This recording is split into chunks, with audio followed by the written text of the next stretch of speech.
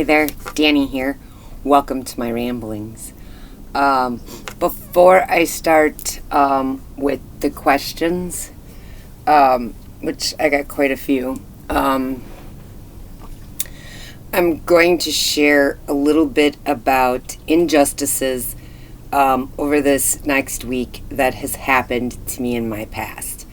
The reason that I'm sharing the injustices with you is so that you know that I have a personal understanding of things going wrong. So the one that I want to share with you tonight is back in 1998. I was with the second ex-husband. We weren't married yet at that point. We were just living together. My kids were very small. And we had rented a small 2-bedroom house. And the landlord lived right next door to us. He was a great guy. Well, he ended up selling it. And we decided that we didn't want to stick around anymore. We were going to move up to the city, up to Madison, Wisconsin, from Lake Como, which is just outside of Lake Geneva, Wisconsin, in Walworth County. I share this information with you so you understand as I get to the main point of what happened. So it was May of 98 when we moved up to Madison. Actually Middleton, just outside, a suburb of Madison. And we had changed our driver's license and everything.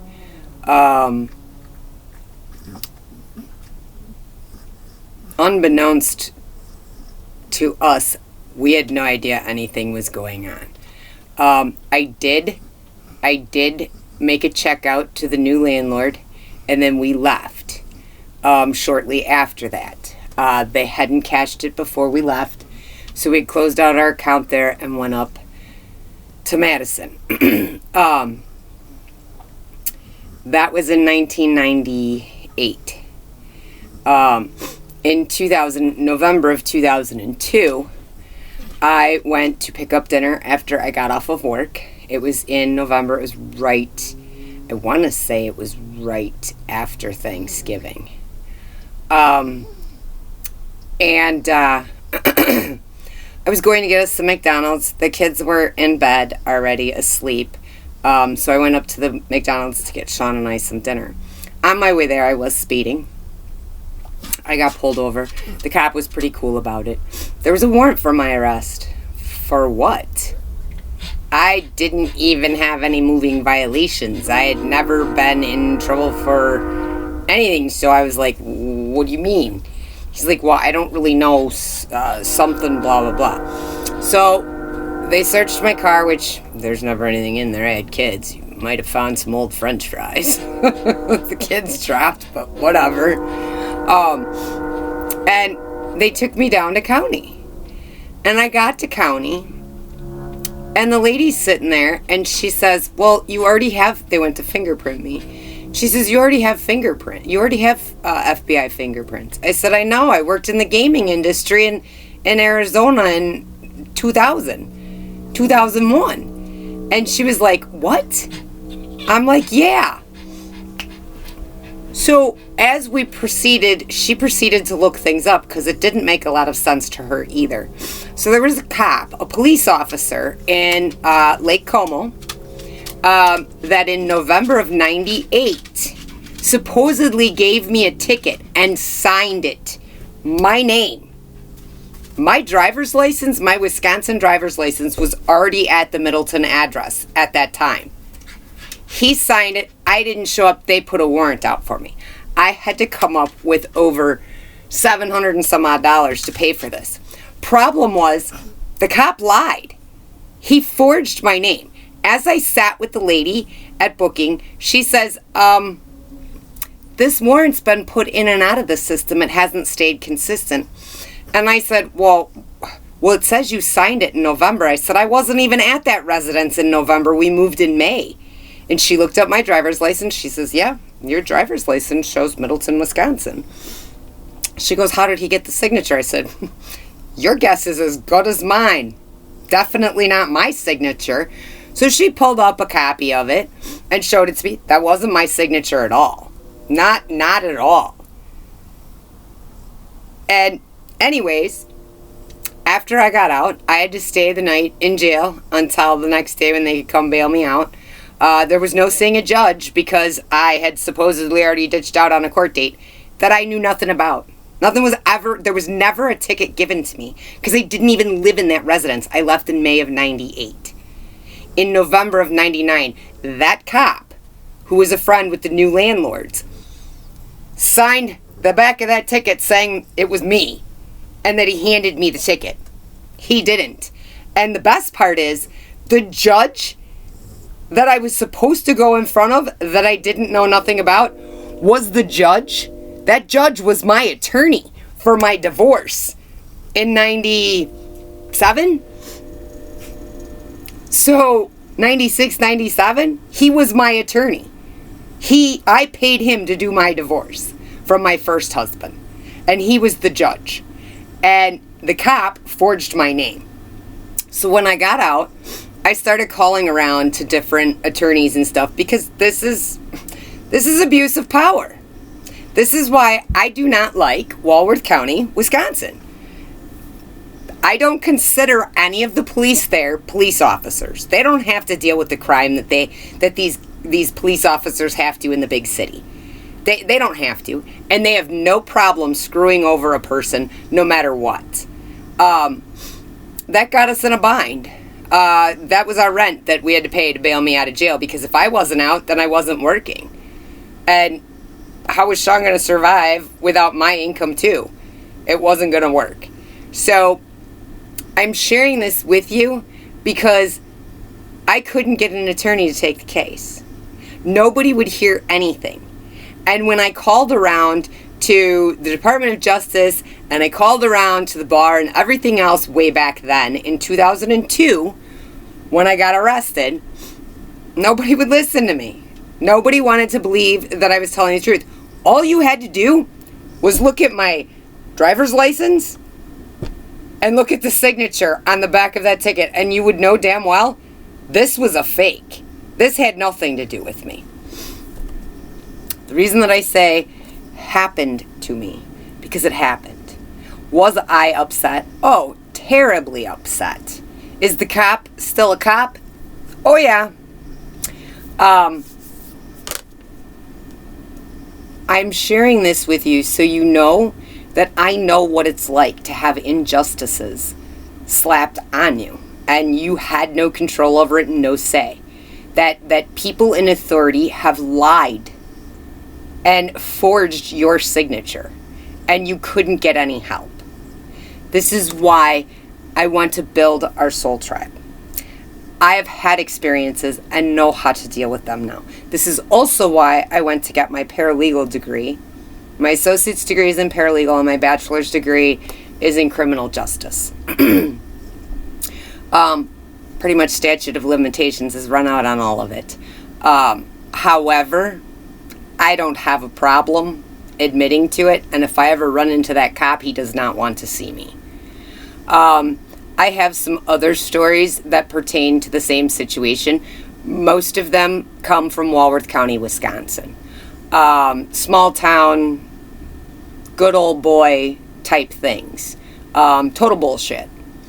But I want you to understand that I've been through some tough things in my life. This is why I've overcome a lot of stuff.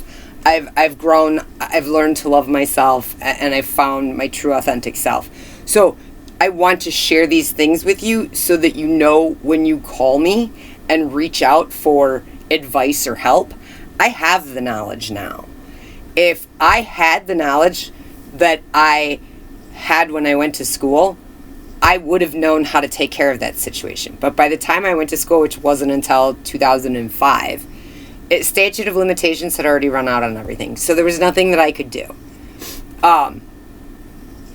Was I angry? Yes. But that was kind of the catalyst that pushed me into going to paralegal school. And I went to an ABA program. It was Arizona bar approved. And I can tell you that I did it because I had planned on going full on to school to be a lawyer. I was going to be a broke lawyer. I think I've said this in one of the other videos. I was going to be a broke lawyer because if somebody couldn't afford the fees, then we would take it out in trade. They were a mechanic, then they could work on my car to pay up the difference. If they cleaned homes, then they could clean my home. I was going to make it so people who were in predicaments that I had been in didn't have to be afraid and feel lost and helpless. Which is also why I decided that I'm not going to set any fees or anything, because I grew up in low-income housing, government housing, from the age of 6 to 18. I can tell you, I know what it's like to struggle like that, and I don't want somebody that's struggling to feel like they can't reach out. They don't have... there were several times in my younger life that I wanted to get into things and maybe I could, learn something, but I didn't have the money. Which is why I said it will be on if you think I did a great job and you can afford it, go ahead and throw some money at me. If you cannot afford it, do not feel bad. I do not want you to feel bad. I'm sharing these stories. There's a couple more stories. My brother, when he was, he was 14, 15, him and a neighbor girl, my mom cleaned rich people's houses around the lake. And he had stolen one of my mother's keys to one of the townhomes. And him and a neighbor friend and some other people went into this house and trashed it. Over $150,000 worth of damage. It was trashed. My brother lied the whole way through it. The girl that was there with him and was going to testify against him, she mixed up the day. And she said that it happened on a Thursday, which he was with my cousin picking up an air filter for a semi up in Milwaukee with my cousin Mickey. So there was no chance, and there was a receipt and everything. There was no chance that he could have done it that Thursday. But I do know that he had been missing for 4 or 5 hours on Tuesday, and Tuesday was when it happened. I stood outside the courtroom. He had a jury trial on the charges. They were criminal. And my friend Fran and I stood outside the courtroom door listening. We couldn't go in because he was a minor, but the bailiff did let the door stay open. And I was pregnant with my oldest son at the time, and they found him not guilty. So he got away with doing it. And several years later, when he would fight with my mother, he ended up admitting to Mother that he did it, and that it was, the dates were wrong, and that's how he got off. He got off on a technicality. So those two things were really a huge catalyst to pushing me into wanting to get in the law, because it just didn't seem fair. It just didn't seem fair. And so I know from both ends. There's some other stories that I will gladly share with you, like I said, during this week. But I want, and then we'll start the questions. Some of these stories will pertain to some of the questions that we will have. But I want to be as open with you as I can about things, because I want you to know that when you reach out for help, when you feel like your world is crashing down around you, we can run scenarios. We can look things over. I can get resources for you. I understand the law now. I can't give you advice, but I can guide you to where you can go to get it. So please feel free to reach out to me. Again, I'm sleeping early in the morning. I usually stay up I go to bed around 12 between 12 and 2 a.m., and I don't get up until about 8 or 9 a.m. Once I'm asleep, if the phone rings, I'm not going to hear it. You can leave a voicemail. I will gladly give you a call back if you need to leave a voicemail. Then that's not a big deal. I do DoorDash, so I can talk on the phone. I can pause the app. I can do whatever needs to be done. So don't ever feel like you're burdening me. I'm going to be really brutally honest with you about some of my life, because I want to build trust with you, so you understand that I truly do understand the situations. I don't judge. What goes on in your life is your business. Life hits us hard. Every single one of us, it hits hard. It's not about how hard it hits, though.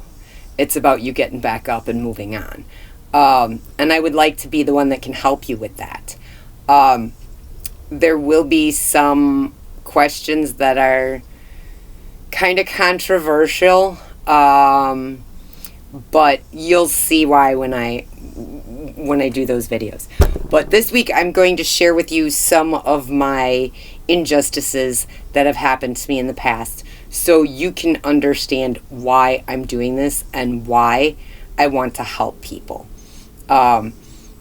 We had a lot of greedy selfishness in this country before the pandemic, before COVID hit. But I think the pandemic and COVID kind of magnified it even more. And as I watched, I started DoorDash just before COVID hit. And I was out doing it full time and everything else during the lockdowns and everything. I didn't take time off. I've been working just over 3 years doing that. So I kind of have a good understanding of how crazy and how magnified things got.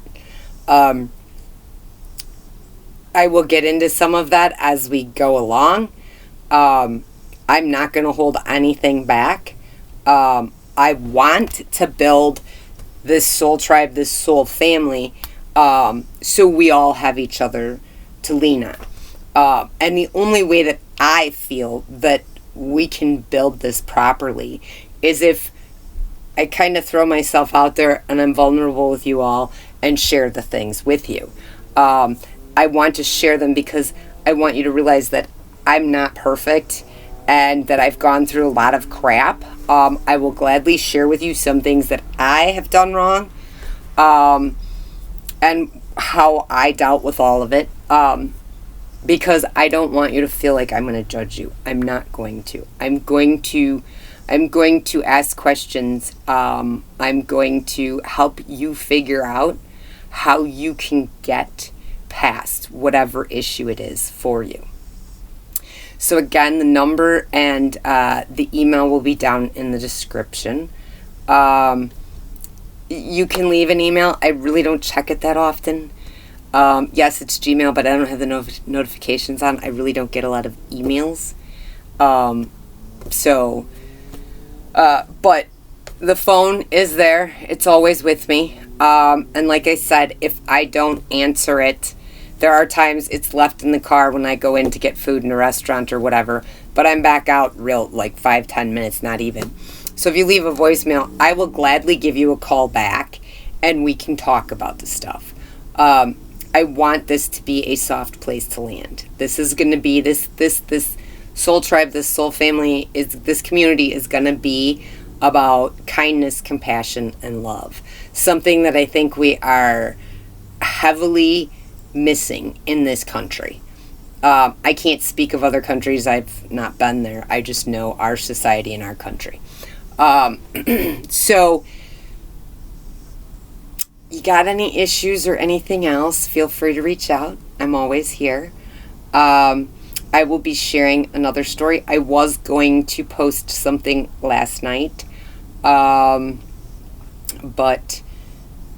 my old dog Myron, who I call Grumpy Old Man. I mean, he's 15 years is his life expectancy. This dog, he's still kicking. He's old, and you can tell he's old. He's overweight, but he's still alive and kicking. But sometimes I can't. Sometimes he gets really ornery and will just constantly sit and whine and whine and whine.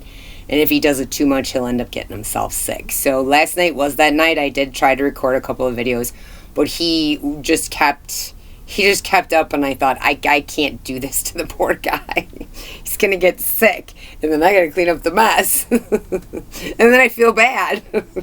So anyways, we got him calmed down. I got him calmed down tonight. They're all sleeping right now. And I'll be heading to bed here shortly, too. Well, I'm not going to go to sleep. I just go in there because Myron likes us all being in the bed. Whatever, I don't care. I'll watch TV in there, and I can be sitting up and still doing whatever. He just wants us all in the bed. It's just his thing, whatever. He's old.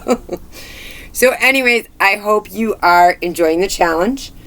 And feel free to reach out. Go ahead and leave comments down in under the video. Feel free to put comments in the community area. Whatever you need, feel free to reach out. I'm a safe place to come. I'm very understanding, and I'm not really that judgmental. I can be about certain things, and you'll learn that as we go about the questions. But that doesn't have to do with an individual. That has to do with some of the crazy stuff with our society.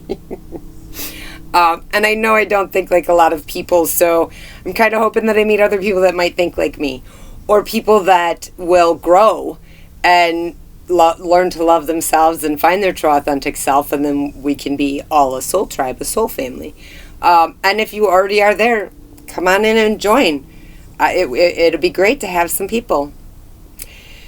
Until later, guys, I will be back. If you need anything, reach out. I'm always here.